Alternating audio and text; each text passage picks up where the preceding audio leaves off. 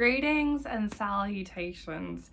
This does not feel like a real video I'm about to make. Okay, hi. The Chalice of the Gods came out today. So this is a reading vlog for a new Percy Jackson and the Olympians book. I've already cried to my mother about this so far this morning, so I'm clearly having like a really emotionally stable time. But like, I love the entire Ride and Verse so much, and in particular the Chem Half-Blood Chronicles, but also Mungo's Choice.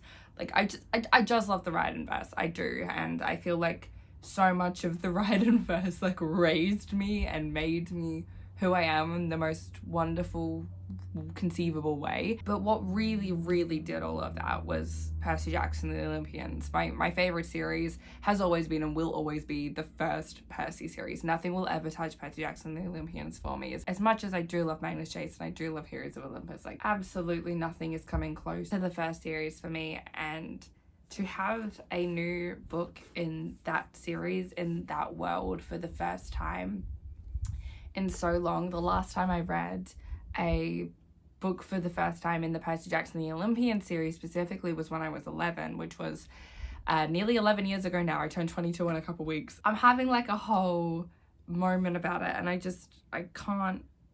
can't believe that there is a new story about Percy, Annabeth, and Grover specifically in my hands. I'm getting proper new Annabeth content for the first time in years, and I'm fairly sure this is all from Percy's POV, which is like the most comforting place in the world for me, is being inside Percy Jackson's brain. These books not only raised me, but they legitimately changed my life. Like, I am getting to live like my dream job, my dream career. Over the past weekend, I was like a cosplay guest at a convention in Sydney, and I only have success in the cosplay world and relevancy in the cosplay world and relevancy online, and the only reason I'm able to do content creation is like a legitimate part-time job that does bring in some income, where I can balance doing party princessing and content creation and not having to work a job that I hate amongst those.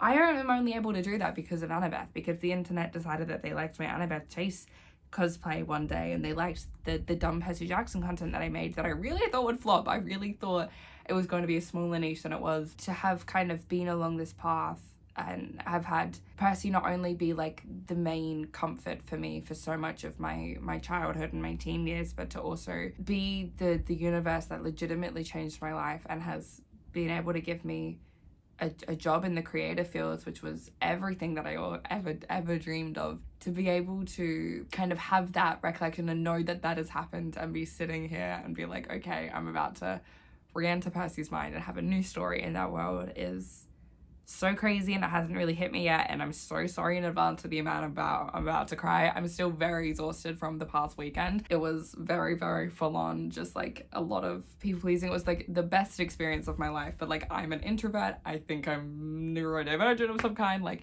very overstimulating. We're still recovering, so the tears will come easily, and I'm sorry in advance, because as anyone who has watched any of my reading vlogs knows, I tend to cry a lot, and I don't look pretty when I cry. Sorry, Olivia Rodrigo. Also, I know that I like to show the bookmarks that I use when I'm reading a book, but because I've recently moved back into my parents' place temporarily until I move interstate, my bookmark collection was like kept in boxes. The majority of my stuff is still in storage. I only have the things I need day to day, which means I don't really have many bookmarks accessible to me, which means that I'm using one of my own cosplay bookmarks. I'm using an Annabeth one because I feel like that makes it sane, but I'm using one of my own cosplay bookmarks, and I hate myself for it. This is the worst thing I've ever done, but also they're available in my Etsy store if you want one. I hate myself. I'm so sorry. Let's read a new Percy Jackson book. It's editing Ashlee. I'm on the verge of a breakdown because I've just gone to edit and I've realized that a huge chunk of footage is missing, and I don't know where it is, and I don't think I can find it. So there's just a huge chunk missing between me beginning the book and chapter 4. I think majority of what happened was tears, me feeling like I was wearing the wrong sweater. I remember distinctly being like, why am I wearing my Berkeley sweater when this is clearly like an AHS themed thing, and thinking that it was like unfair that the gods specifically made a whole rule for Percy, but also thinking that it was quite funny that this whole ordeal happened about Percy specifically, even though it was the gods' fault for having kids in the first place. I just went on a rant about that. I think that that's all that's missing. But oh, I've had a few days and I'm stressed and I'm so sorry. But yeah, we'll be picking right back up in chapter 4 because nothing can work apparently. Chapter 4, I take a himbo for smoothies, may be one of my favorite chapter titles in the Percy Jackson world, which is saying something, but I really am a big fan of that. Maybe I'm just a big fan of himbos, which is, I mean, like, that's true. I know that that's true. I don't know why I said maybe. But fun chapter title. Wait. It wasn't until I was on my way to meet Annabeth and go over at Himbo Juice after school. Is this real? Someone who lives in New York, please tell me. Is there actually a place called Himbo Juice? If there is, I need to go there immediately. That's my number one tourist thing. Broadway? No. Cornelia Street? No. I need to get my ass to Himbo Juice. Don't like that Rick has just made it canon that Annabeth drinks coconut milk. Oh, why would he do that? Bestie. Why would you do this to me? Why would you do this to me? Love that you don't drink dairy milk. Thank you for that. Feel very represented in that department. My lactose intolerant ass appreciates that. However, coconut milk? Really? I know it's meant to be like good for you. It tastes bad. Girlie, let me get you on something else. It's okay. It's okay. This is a safe space. We can get you on something else. Discreet is what we do, said Grover, who had once blindly dive bombed Medusa in a pair of flying shoes while screaming at the top of his lungs. 10 out of 10, brilliant. Love a callback. One of the Himbo Juice employees came over, his smile crumbling around the edges. Is the smoothie not okay, sir? I can make you something else. No, Ganymede sniffled. It's just... He gestured weakly at our juice drinks. I can't stand seeing so many cups. It's too soon. Me, when I'm going through a breakup and my ex has used a cup to drink ever. You used a fork once. Turns out forks are fucking everywhere. Some people will get that reference and most people won't, and I'm okay with that. But Ganymede, you're like eternally young and beautiful. Why would she want to embarrass you? Oh, you don't know her, Ganymede said. In the early days, every time I would serve drinks at the feast table, she'd mutter, spill it, as I walked past. She's so immature. Kind of love her. That's kind of quite funny. I respect it. I support it. As we approached the candy station, I felt a pang in my abdomen. Not because I was hungry, but because the smell reminded me so much of my mum's old workplace, Sweet on America. I used to love going there during the summer and watching her help people pick out candy. I guess it was a pretty hard job and it didn't pay much, but my mum never failed to make people smile. They always looked happy with just the right mix of treats, which made my mum seem like a superhero to me. Of course, she was still a superhero to me for a lot of reasons, but back when I was 7 or 8, having a mum who was the candy lady felt like the coolest thing ever. She used to bring me free samples when she came home, and this place had all my old favourites. Blueberry saltwater taffy, blue sour laces, everything. It's amazing my tongue hadn't turned permanently violet. I would just like to announce that I love Sally Jackson so much, and I love Percy Jackson's love for Sally Jackson so much. A group of adults walked past, giggly and teary-eyed, reminiscing about their favourite treats and games from back in the day. It's a nostalgia trap, I realised. The place is selling people their own childhoods. Me watching the Barbie movie. Shout out to my 4 Barbie movie Barbie dolls that are sitting on my bookshelves right now, including a live-action Ariel doll too. Listen, am I being nostalgia baited or am I simply listening to and supporting my inner child? You tell me. Are we really going to search out a karaoke bar, like, on purpose? You can duet with me on cello, Annabeth offered. You don't want that, I promised. Oh, I don't know. She pinched my arm lightly. Might be romantic. I'm just gonna keep walking, said Grover. I'm obsessed with them. Shallow is the worst duet song to pick. Like, do I was gonna say do a musical theatre song, but I guess Shallow is technically from a musical, just like from a musical film. But do like a What Am I Dream karaoke duets, like Bad Idea from Waitress, 17 from Heathers. Who cares? Just do something that's not shallow. Chapter 7. Big shocker. I offend a goddess. Oh, I missed Percy's chapter titles. I really did. A shiver ran across my shoulders. The last thing the world needed was boomers aging backward, like, we enjoyed monopolising the planet so much the first time, we're going to do it again. Yeah. That little moment with Sally in chapter 11. Any moment between Percy and his mum will always make me emotional, but the way that they clearly showed both of them aging in that conversation, Sally seems a little bit older, and the way that Percy talks about her is still with as much love and admiration as he did when he was 12, but in a different and more mature way. And it's just, Rick is really, he did a really good job of showcasing that dynamic and how it has grown with it. I'm going to, obviously, like, age and maturity and growing older was a huge theme for that portion of the novel. I'm wondering if it's going to continue to be a theme throughout the entirety of it, which I guess that it will be, considering that this is all leading up to Percy getting into college. So I imagine, like, just kind of that, like, growing up and almost getting ready to enter adulthood will be a big theme in this, which will probably make me very emotional as a 21, nearly 22-year-old who very much so still feels like I'm 17 in my brain.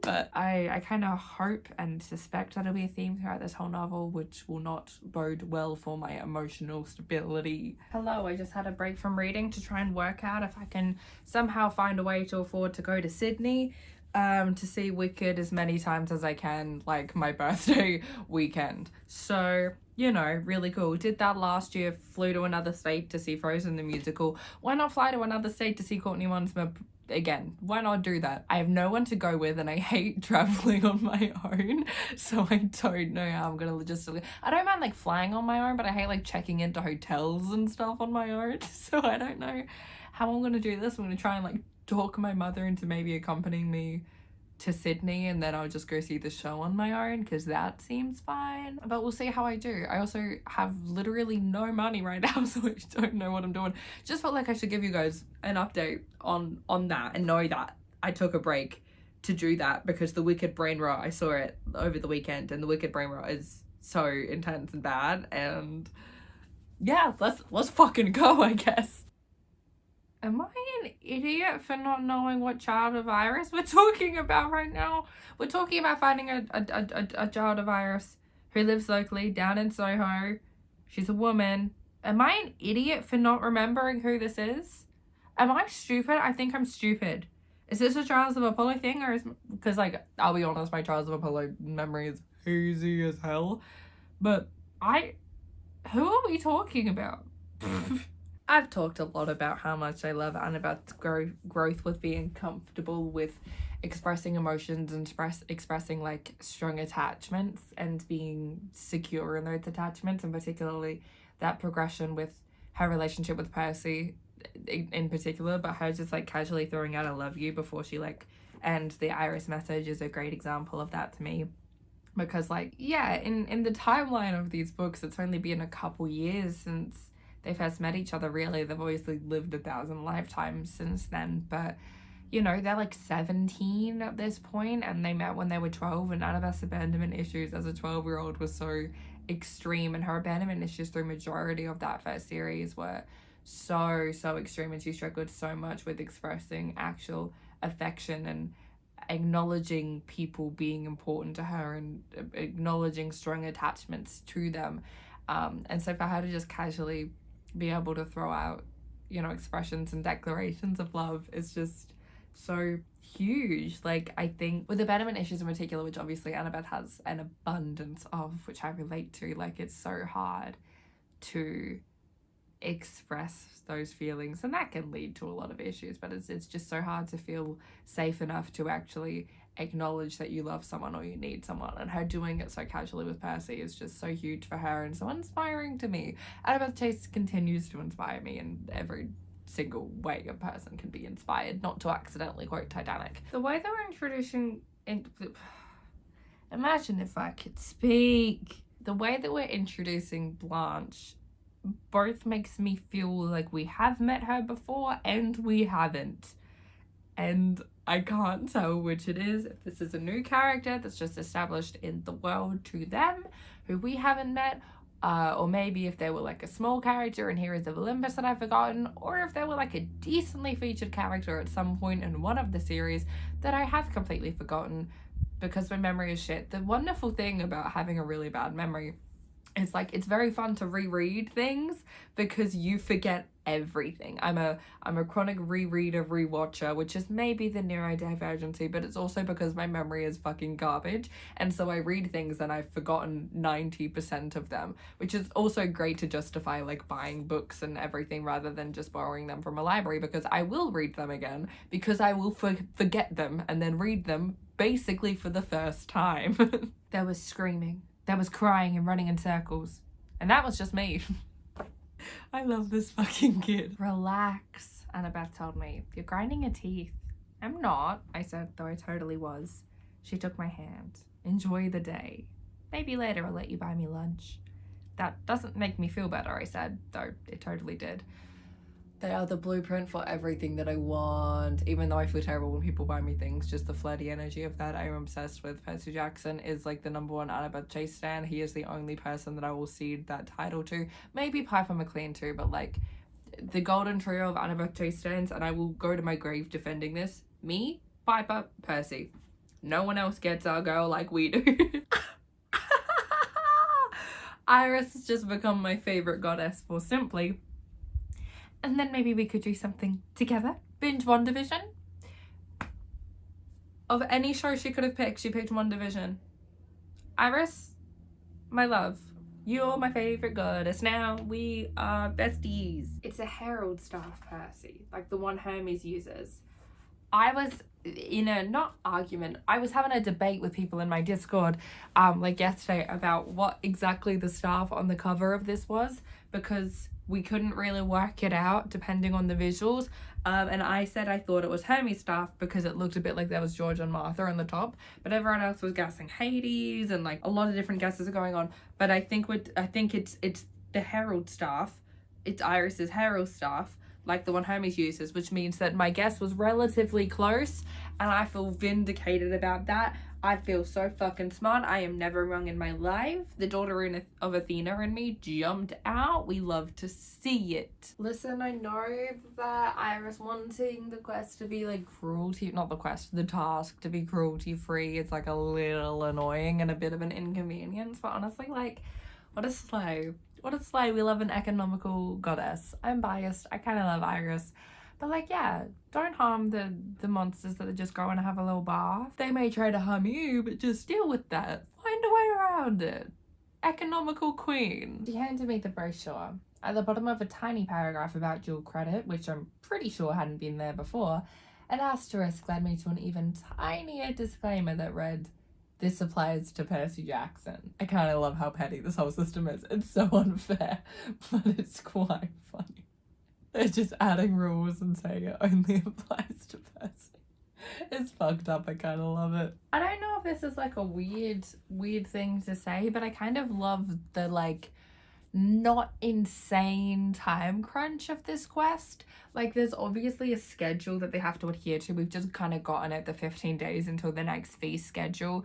That's a little bit of a stress point, but like, we're not under so much pressure that like Percy getting sent to the river by his guidance counselor and realizing that he doesn't have the right equipment or his questing buddies with him means that like, yeah, he's gonna go catch a train home and then he's gonna come back. And I kind of like that we have the freedom to kind of do that for once, because he's close to home.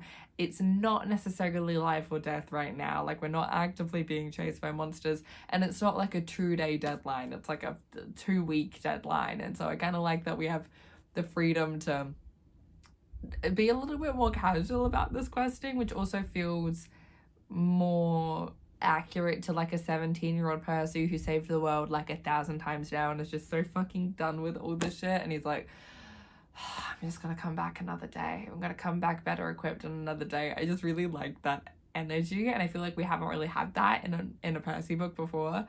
I don't know if anyone will agree, but I'm having a lot of fun with the more like laid back vibe of like this quest. Wherever Annabeth's light passed, it left behind a streak of blue-green luminescence. Cool. I used my flashlight to draw a glowing smiley face on the wall.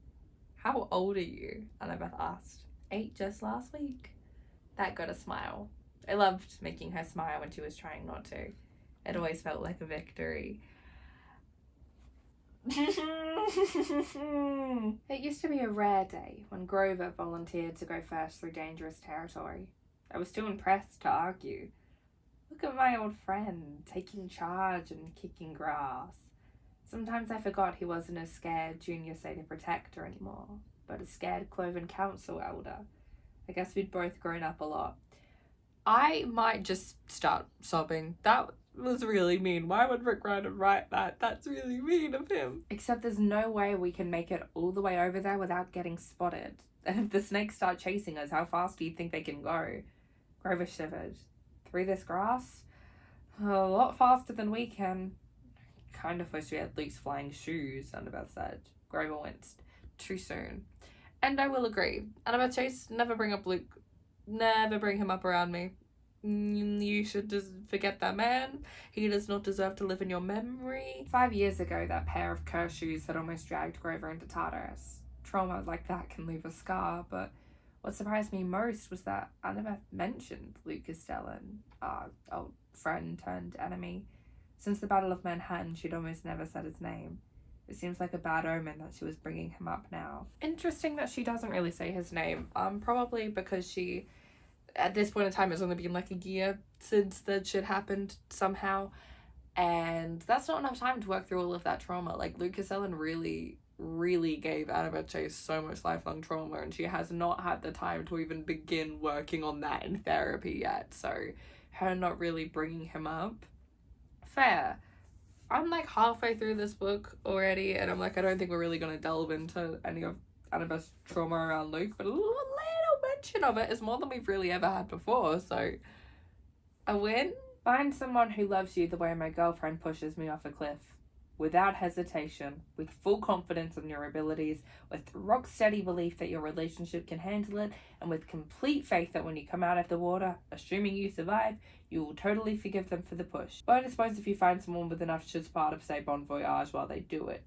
Can someone put that on a sweater for me that I can wear forever? Please.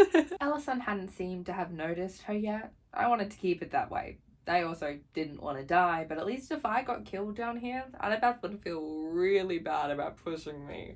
Then I could tease her about it forever. Except I'd be dead. Never mind. I'm just obsessed with them. I'm just obsessed with them.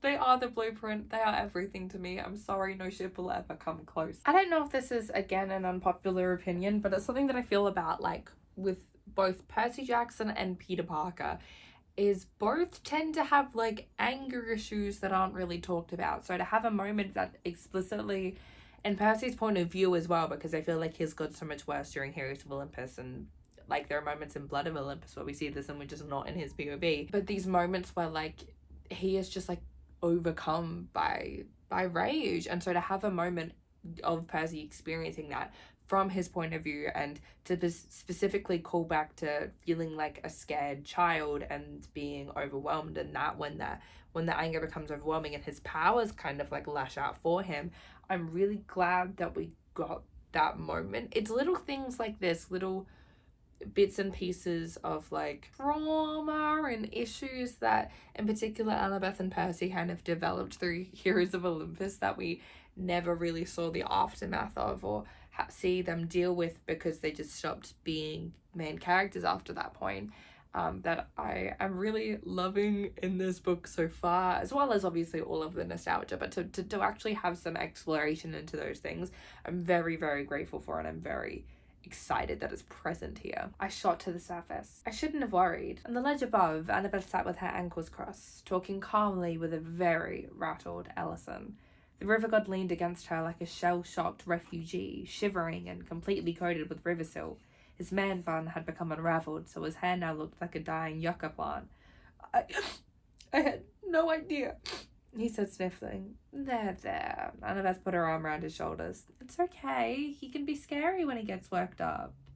I floated in the pool, wondering if I had surfaced in some ultimate dimension. Annabeth was comforting the dude who just tried to drown me, and she seemed to be calling me scary. Then she looked down and winked at me, a sign that meant, just go with it. I love them. Ellison, recognizing that Annabeth Chase is the kindest, sweetest angel in all of the world. Like, Annabeth is legitimately enjoying having a moment with him here where she's giving him, like, advice about herbal tea and what's best to drink and what's best to help relax him and help with his anxieties. She did say to stay away from green tea because it was stressing him out, which green tea is, like, my favorite kind of tea, so I will reject that, Miss Chase, but, like, still, I would die for you. Do you need a kidney? You can have mine. Percy Jackson is literally running through caves, creating rainbows, and Rick Riordan wants me to believe that this man is straight. Okay. Oh, alright, Mr. Riordan. Percy Jackson is in a literal sense, what is literally happening right now is he is being elevated into the air and saved from danger because of his love for Annabeth Chase. This is a canon thing that is happening right now. Greetings, Earthlings, I said. Annabeth nearly leaped out of her shoes. What? How? She's cute when she's startled. It doesn't happen very often, so I have to enjoy it when it does. I have a message for Annabeth Chase, I said. I love you. I tried to give her a kiss, but it was difficult because she started laughing. Okay, I get it, she said, pushing me away gently. Messenger staff. Nice work. Yeah, totally planned it. You totally had no idea. Just because you're right doesn't mean I don't resent it. She kissed me back. I love you too, seaweed brain.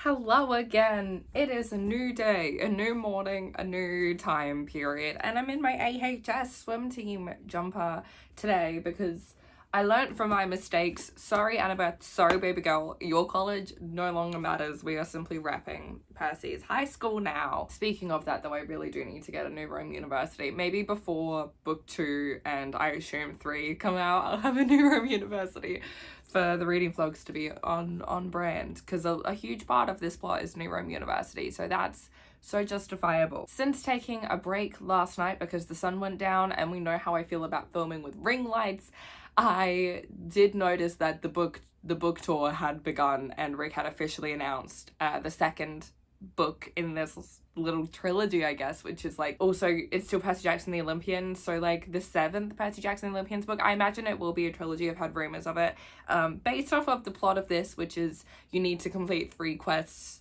for the recommendation letters. This book is about 1 quest. I assume there's gonna be 3 books, each designated to a specific quest, which I have not processed the fact that I'm getting 2 more Percy Annabeth Grover-centric books. I assume the 3 of them will be centered into it. Haven't processed that yet, but it makes me feel a little bit better about being already like near the end of this book. Because I also stopped reading last night because I had a bit of a breakdown where I was like, this was like one thing that I've been looking forward to all year, and I've had a rough couple months, and I was like, this was my one thing that I was getting a new Percy book.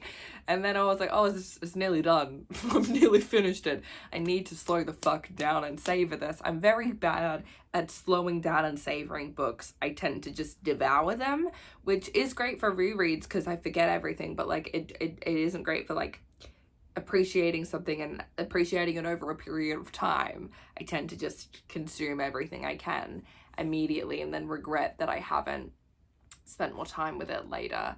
So in saying that, I have like 100 pages left in this book, and there's no fucking way I don't read 100 pages today. Like, that's nothing. That's nothing. I'm absolutely gonna read all of that today. Sorry. You found where the cup is, I guess. I have a fairly good idea. Her grim tone made me wonder if I should just take the bath salts. Then I looked at Annabeth. I remembered this was about going to college with her, being with her.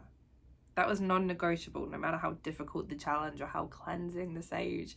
See, why would Rick Riordan create a couple like this? Why would Rick Riordan create a ship like this and then expect me to grow up reading about them and then going into the real world and start dating and start having relationships and expect anyone to care about me the way that Percy cares about Annabeth? Why would he do that to me?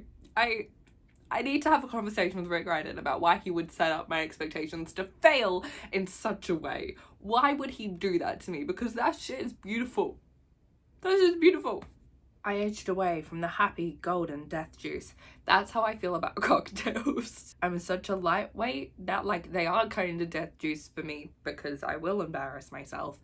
Because don't let me drink, because then I'm a very friendly tipsy person, and I'm a very like to share all my secrets tipsy person, but I love a sweet cocktail where it just tastes like a nice little bit of sugar. I love it. So happy golden death juice, me with sweet cocktails. Chapter 21. I offer relationship advice. No, seriously, why are you laughing? I would never laugh. You have the best relationship on earth, Mr. Percy Jackson. Granted, a lot of that is because you have the best girlfriend that has ever walked the good graces of the planet, but still, I would never laugh. Your relationship is surprisingly healthy and solid. Please share how you do that, especially as a teenager.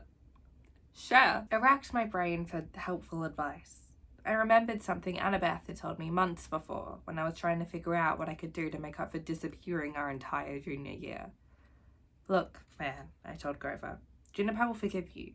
She probably doesn't want presents at all. She just wants you to be there for her. Listen to how she's feeling. Be with her.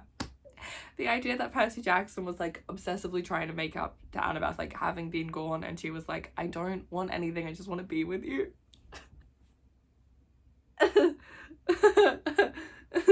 and if I cry, yeah, it's just, I've been so stressed about me and Juniper, but honestly, we were fine until I started obsessing about a Bloom Day present. What if that's not what's really bothering me? What if I'm worried about you and Annabeth leaving me next summer? Leaving him. That hit me like a cold wave of Ellison water. I looked down at the contact sheets from Blunk's photo shoot. All these images of Grover playing dead in a black and white landscape of despair. Grover.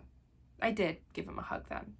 I felt a little awkward since I was only wearing a swimsuit and I was still wet from my last event, but he didn't seem to care. We're never leaving you, buddy. We'll be back to visit. You'll come see us in California. You're like our life source, dude. We can only be away from you for so long before we start to wither, you know? Grover managed a faint smile. Yeah, okay. Rick Riordan finally actually acknowledging the friendship between Grover and Percy and Annabeth and how important Grover is to that dynamic. I have prayed for days like these. Sweetheart, these look amazing, my mum said, accepting a tray of Annabeth's latest creations. Annabeth teared up with gratitude. I have seen her shrug off compliments from gods, but my mum's praise really got to her. I guess it was because she'd grown up with Athena as her distant maternal figure. Sometimes I wondered if Annabeth was open to the idea of marrying me someday only because she was excited about getting Sally Jackson Blofeld as her mother-in-law. Honestly, couldn't blame her. The way that it was just explicitly said in canon that Annabeth takes his mommy issues. She's just like me for real. Nothing hits me like the acceptance and praise of other people's parents. One thing Annabeth didn't do, however, was make blue food. That was kind of an inside joke between my mum and me. Annabeth considered it sacred and off limits. I really love that Annabeth does acknowledge that the blue food thing is between Percy and his mum, because yeah, even in like The Last Olympian, when she makes him that initial cupcake, it's got blue frosting, but it's a chocolate cupcake. The frosting is what's blue. And the idea, especially of like once they enter that relationship, Annabeth really understanding the significance of blue food between Percy and his mum, because it was an act of rebellion between Percy and his mum when Sally was married to an abusive man and Percy had an abusive stepdad. It was a small act of rebellion that they could have against him when they didn't have many other acts of rebellions they could use. It's really nice to see Rick kind of acknowledge that and to kind of give Annabeth the awareness, because Annabeth is such an empathetic character. No matter what people like to say about her, the canon text is Annabeth is a very gentle and empathetic person, and for her to know that is off limits, it's such a nice touch for her character. But I also just like to see Rick kind of acknowledging the significance of what the blue food is, because I feel like that does get in like fan fictions and stuff in particular, so that's not Rick's fault, but that does get lost a lot. Paul seeming really, really stressed. This is set before Trials of Apollo. Did he just find out that Sally is pregnant? Maybe. maybe. Yeah, we're about to get Sally telling them that she's pregnant. You're about to get the chapter because Percy just noticed that she's drinking sparkling water when she usually has a glass of red wine with dinner. I didn't think we'd actually get a chapter of Percy finding out. I'm like too nervous to read it. I'm so excited. Percy immediately being so on board with her being pregnant. Like, I knew he would. I know Percy Jackson better than I would know my own child. I named my fur baby after Percy. I have a cat named Percy Catson. But like, the idea of him not having any, you know, preconceived notions about anything, him not having any negative feelings, him just being excited for his mum and for Paul and excited for their family. Like, I love that boy so much. So much. I'm actually going to cry over this. I'm glad you were okay with the news, she said. I hadn't realised until that moment how relieved she was. You were thinking about your stepbrothers, I guessed. The arrival of those babies had meant the beginning of the end for Annabeth's relationship with her dad, at least at the time. She'd run away from home shortly afterward, feeling forgotten and unwanted. She kissed me. You're not in the same place as I was, thank the gods. You're going to be a great big brother. A warm flush of joy washed through me again. You think? Of course. And I can't wait to see you learn how to change diapers. I don't know why this is the one part of the book that has made me the most emotional, but Percy having complex feelings about, like, you know, wanting to be there to see his little baby brother or sister he doesn't know yet, we know but he doesn't know, grow up, but just still wanting to be happy for his mum and for Paul and being happy for their family, and checking in with Annabeth as well about how it impacted her because, you know, because her step siblings coming into the picture really changed things and was the straw that broke the camel's back, really, for just like her dad's insane neglect of her and her being supportive and not having, you know, Annabeth in the first series, like, anytime her lived experience was different to someone else's, she kind of tried to guide them based on her own lived experience because she was a child, and act like she knew best because hubris is her fatal flaw. But she knew exactly how things were going to go because of what happened in her own experiences. And to see her just be so aware of, no, you're in a different place and your family is different to mine, and her not being worried about what that dynamic is going to do to Percy or to that family dynamic. Like, they're my babies and they're growing up. I cared about graduating. I cared about going to New Rome with Annabeth. But I didn't care about science or American literature or persuasive essays. And although I knew that those things were connected to my overall goal, I had trouble making myself believe it. I really relate to that. Again, maybe she should get diagnosed with ADHD, but we're not going to delve into all of that today. That's a problem for another time. Percy Jackson knows about the specific traditions and call-outs at the Rocky Horror Picture Show, which means that I am claiming Percy as a fellow Rocky Horror Picture Show fan. I am going to now headcanon him and Annabeth going to the screenings in costumes because that's what I do and it's a highlight of my year. I love the Rocky Horror Picture Show. I love the culture around it. I'm now claiming him as a fellow stan. Thank you for your time. She slung her backpack from her shoulder and produced Iris's vial of glowing golden liquid. That stuff freaks me out, I said. Looks like radioactive honey. No, it's not radioactive honey. I see what you did there. I love them. All I'm saying, it's okay if you're feeling conflicted about leaving. I leaned over and kissed her. No conflict, no second thoughts. I told you, I'm not leaving you ever again. What the fuck, dude? I gotta go. What the fuck? Honestly, Percy knowing Dorian Gray and, like, the contents of that story is impressive. He got the name wrong, but, like, your brain going to, oh, Gray is pretty valid.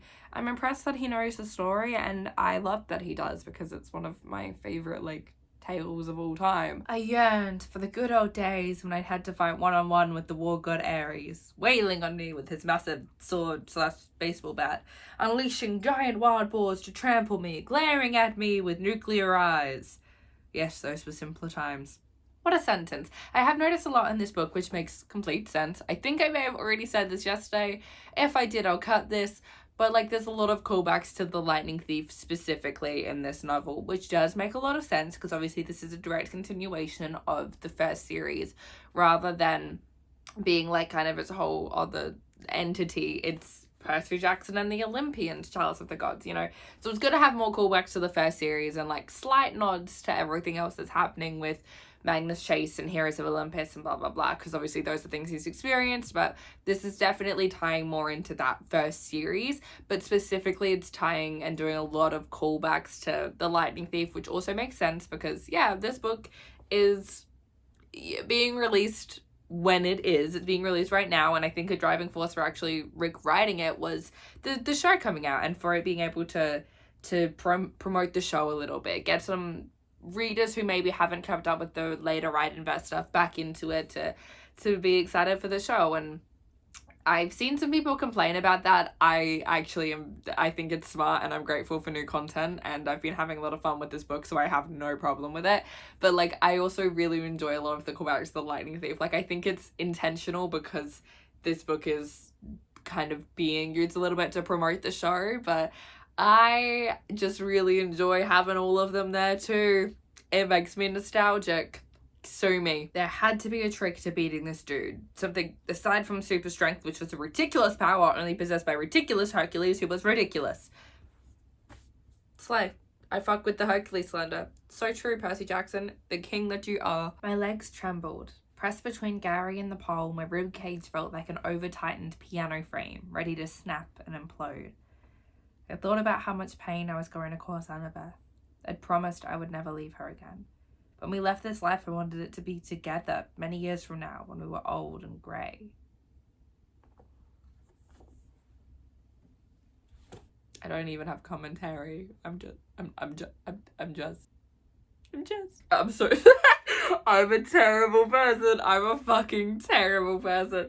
But, like, this was obviously written in the past. This was written in the past. Canon has progressed very far back, and it's not even him talking about Jason being alive that's making me laugh. It's him talking about Jason, like, Jason's girlfriend Piper. Like, at this point in time, Jason and Piper were still dating, and for some reason that is making me laugh a lot.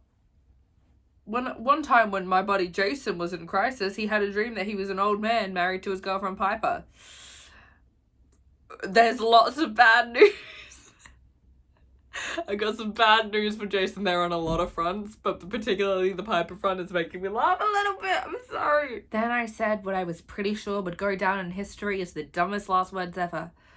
I love you, bro. I actually think those are the best last words ever. To be honest, just hugging your bro, telling them you love them. Even if they're not your bro, banger last words, bro.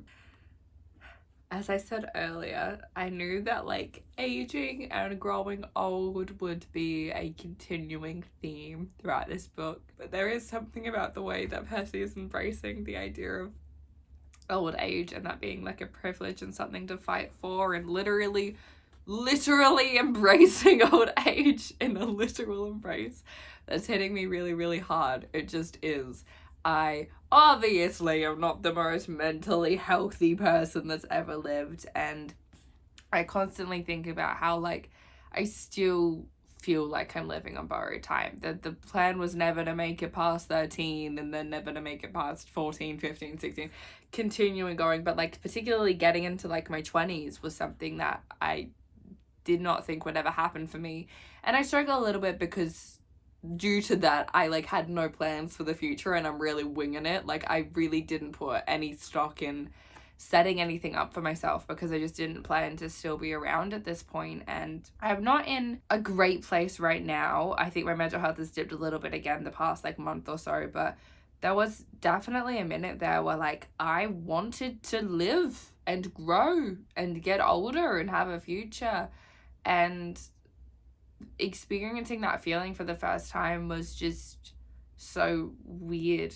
and really emotional. And reading this book about characters that have been in my life since I was 10 and who got me through so much of my childhood and my teen years, and to hear them talking about growing older when I am now nearly 22, I'm want to move cities to my dream city in Australia next year and like move properly. It's like away from my family and from like all of my comforts, from half my friends. You know, I'm very lucky to have friends in Melbourne already, but like moving from all of my like childhood friends, like it's scary, and it feels like a real grown-up thing for me to do, and that's terrifying, and this is hitting me really hard. Why? He asked. I figured I'll be wrestling with you my whole life, I said, and I'm okay with that. I just wanted you to know. I can't do this. I can't do this. Not loving all of this brunch slander. I know that this is very like white woman of me to say, but I'm not loving all this brunch slander. I think a lot of the culture around like brunch is a little bit odd and like middle-aged white woman-y, but the actual meal of brunch, eating like breakfast foods at like 2 p.m. with like a mimosa is a great time. You've just got to not do it like as a culture. You've just got to have like breakfast foods later in the day and drink with it. That's how you do brunch well, and that's a good time. That's a good time, Percy Jackson, okay? I am so glad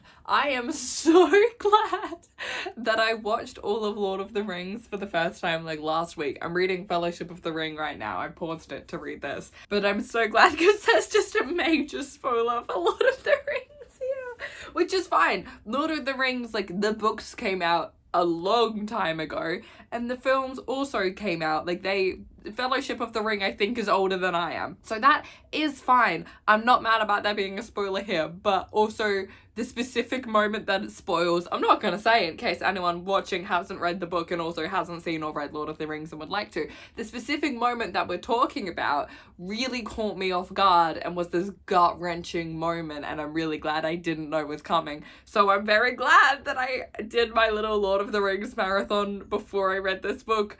That was just somehow perfect timing. God bless my mother, I guess, for forcing me into watching Lord of the Rings when I did.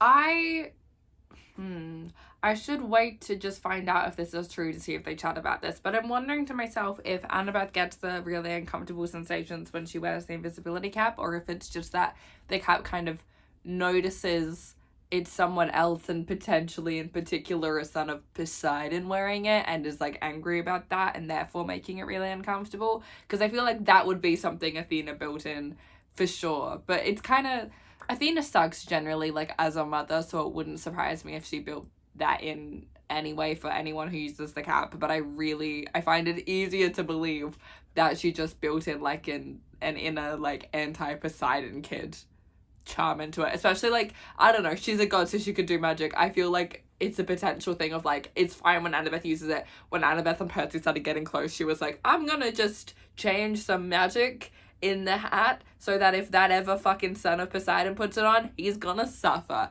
That I'm gonna run with. If it doesn't get contradicted, that's gonna be my new canon. I don't care about real canon. That's canon to me. Chapter 31, I face a dangerous predator who is possibly my future mother-in-law. I take it back. This is my favorite chapter title. Sorry to the himbo chapter title. This one wins. Sorry. The only tough part was convincing Barbara, my new best friend and dryad server, to push me as close to Ganymede as possible. Her price? I want to meet Annabeth Chase, she said. I want a selfie and an autograph. Really? She's my hero, Barbara said. No, I get that. She's my hero too. It's just, I decided not to elaborate. I'd been prepared for Barbara to demand something much more difficult, like a personal quest or a box of gold foil collector's edition Myth of Magic cards. I can definitely arrange a meet and greet. Barbara and I, we're just like this. We're the same. Also, Percy calling Annabeth his hero is really fucking cute. But Barbara and me, we're literally same brain. One shared brain cell. Annabeth Chase is my hero too, bitch. I would ask the exact same thing. Hell yeah, Barbara. I did meet the gaze of someone else though. Apparently, she had peeked under the table to see the cute kitty. Now from across the table, Athena was staring right at me. Our look lasted less than a second, but the thing about Athena is that she is so smart. She can just glance at you and you feel like you've gone through a silent interrogation under a hot spotlight. The conversation was something like this. Why? Trying to hide under a pastry cart. That is so cliched. Yeah, I know. I can't believe my daughter is still dating you. Love is a mystery. Please don't kill me. She popped her head back up while Zeus went on with his story. I waited for the goddess to interrupt and reveal my identity. That was surprisingly not hostile for Athena, to be fair. Proud of her. Growth. Accepting her daughter's boyfriend. Love that for her. Zeus staring at Ganymede's ass and Hera being like, not at the fucking dinner table. I can't believe that's a canon thing. I can't believe that's a canon thing. Oh my god, I love Rick Riordan so much. Also, major fucking shout out to Athena for helping Percy. I didn't think she was gonna go that far, but bless her fucking soul for that. Oh my god. I glanced at Barbara the Dryad. Thanks for your help. I'll arrange that meet and greet with Annabeth. Awesome. It must be such a thrill to work for her. Yep. Barbara's correct. Percy basically is Annabeth's professional sidekick. Professional male wife. And, like, I don't think he's upset about that either. Gee, man. We came through it okay. We always do. I know, but every time I feel like we're tempting fate. Like, eventually our luck will run out. And if I lost you, hey, I said, I'm fine. Besides, you've been in a lot scarier spots than today. I mean, Medusa's lair, the underworld. Nah, he said, nothing is scarier than watching your friends struggle and not being able to help. First of all, I love Grover. Second of all, don't like that there's a potential foreshadowing around the, like, we're tempting fate. I know this whole thing takes place before Trials of Apollo. We know they make it at college. Everything's fine, but, like, still. 3, again, callbacks to specifically 2 things from The Lightning Thief. Grover just mentioned sea monsters, but then we just jump back to The Lightning Thief. Rick Riordan, I see what you're doing. You're a clever man. I see what you're doing. Not Poseidon being a father. Getting him a late slip and giving him a call. This is gonna make me cry. A lot of interactions with Poseidon there that make me very angry, or like the ending of Battle of the Labyrinth, they make me cry. And I feel like this one's gonna make me cry. Instead, he continued, you honored your promise. You risked your life for a cupbearer you barely know. Not for a letter, not because the fate of the world was at stake, but because that's just who you are. Today you created a small wave and you showed what the ocean is capable of. But that's just a tiny bit fucking beautiful. This is amazing paper. What's it made out of? I wasn't about to tell her Arachne and silk because Annabeth had a major spider phobia. I didn't want to have to peel her off the chandelier. Me and Annabeth, we're the same. She's my main bitch. She gets me. Chapter 35, pretty much the best goodnight kiss ever. Rick Riordan, what if I was unstable? What then? What then? Her smile was the perfect antidote for my long, crazy day. Sure, she had smiled at dinner and laughed at me a lot, but this was a warmer, more intimate smile. I like to think it was just for me. God fucking damn it. It's uncomfortable for Annabeth to wear the hat too. I knew they'd bring it up and it would contradict, but I was praying they wouldn't so that my headcanon could flourish, but whatever. My mum gets it, Annabeth said. It's weird that she didn't before, seeing as she's usually so far ahead of everyone else, but I guess this isn't a battlefield. Sorry, she gets what? She laughed. How serious I am about you, seaweed brain. I'm gonna lose it. Hey, Percy? Yeah, I hate to break it to you, but I think I might love you. Ah, crud, I was afraid of that. I love you too. Finish your homework. Good night. Good night, wise girl. I actually can't do this. I can't do this. That ending was so mean. So that was Chalice of the Gods. Oh god, I'm so grateful this book exists, but I'm also so mad at myself for reading it so quickly. Why did I do that? I have to wait a year. I have to wait a whole year for another one. I shouldn't complain. I shouldn't complain. A year is not that long. It's been, I don't know how many years since I've read a whole book from Percy's POV that wasn't like Greek gods or Greek heroes. So I should not complain. That seems so far away. Thank you guys for watching. Please comment and make me feel less weird. Just let me bond with you about these books. I beg of you. I beg of you. If you liked this, I have reading vlogs for all of the first Percy series and Heroes of Olympus. I eventually will do reading vlogs for the rest of the Ride and Verse. I'll get there, I promise. I am a cosplayer. I am mostly known for my cosplay of this gal here, Annabeth Chase. If you would like to see some cosplay content, that is mostly over on my Instagram or my TikTok, which will all be linked below. I also have an Etsy store to get prints and bookmarks of cosplay stuff, and I have a Patreon if you want to see a bonus video a month and early access to videos and a bunch of like behind the scenes cosplay content too.